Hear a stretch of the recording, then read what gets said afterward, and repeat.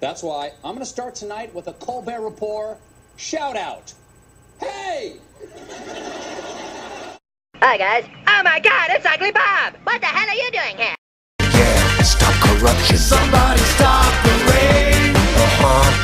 Stop the rain, stop the rain. I'm dripping and I'm soaking wet. Give it up, give it up. Babadook, daddy-dook, daddy-dook, daddy-dook. Give it up, give it up. Babadook, babadook, babadook, babadook. Hello fellow gamers, I've done pretty good with the top 10 list I've made so far, so I thought I'd continue. This is Final Fantasy VII and the other top 9 RPGs that aren't Final Fantasy VII. 10. Number 10, Xanadu. Rounding out this list is a game I almost forgot about. This was the second RPG I tried, having played it in 1991 at the age of 10. This game is part of a much larger series in Japan from the Neon Falcon company that also includes Legacy of the Wizard. This game plays similar to Zelda 2, but with more weapons, items, and magic. This game was unusual at the time of its release, having a very earthy presentation rather than the typical bright colors and sprites found in most NES games, specifically their RPGs. This is definitely a standout NES game, even with its long passwords or mantras.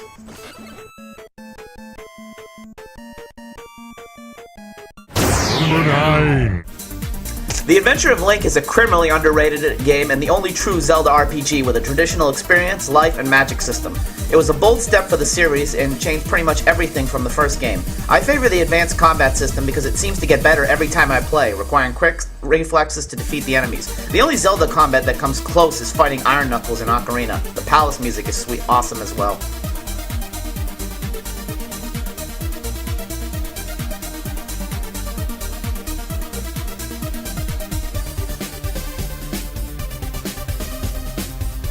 Number 8. Dead Rising is certainly a recent choice, with a greater emphasis on weapons and killing of the undead may make people forget that this game has quite a good RPG system, with Frank learning new and powerful moves throughout. This system is abusable due to the way in which saving works or enemy glitches, but if it's played straight through the game's missions, it's quite a fun trip.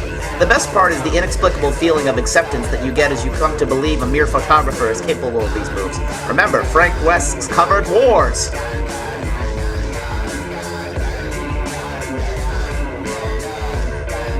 Number 7.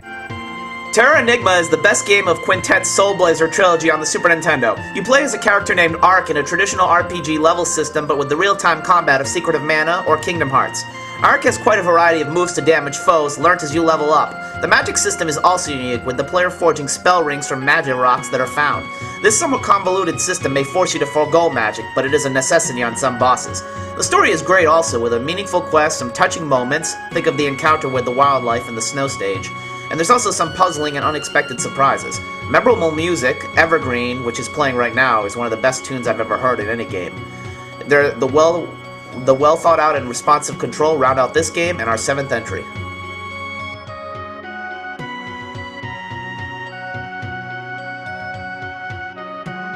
Number 6. Senkin 3 is the third Mana game, released only in Japan, but made available in 1999 as the second highest profile fan translation after Final Fantasy V. This game takes a lot of Secret of Mana and turns it on its ear, with a more traditional equip system and fighting system. Hooray for not having to charge to level 7 against the Terminator of Light, only to miss. The story is still pretty out there, and the music about the same quality-wise, but it is the new class system that shoots Senkin 3 replay into the stratosphere. At 2 specific levels, your characters are able to change their classes, gaining new light/dark affinities, as well as new attacks. With 6 distinct characters, you have lots of choices. Speaking of replay, which character you choose at the start affects more than just who you play at the start.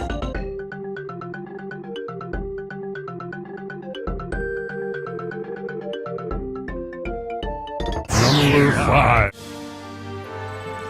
I've already shown my love for this series in a series of Sublime Symphony reviews covering all its various releases, but let's do it again because Symphony is freaking awesome. The game changed everything about Castlevania, making it into an RPG while having plenty of familiarity to connect with the traditional Castlevania fans. In Symphony, you play as Alucard, who has risen from an eternal sleep to kick some ass in his homeland, and he has a lot of ways to kick it.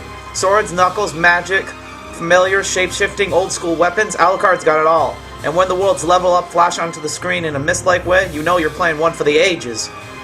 Symphony was so influential, its system is still the basis for Castlevania games to this day. Now that's staying power. If it ain't broke, don't fix it. Just modify it. Great success.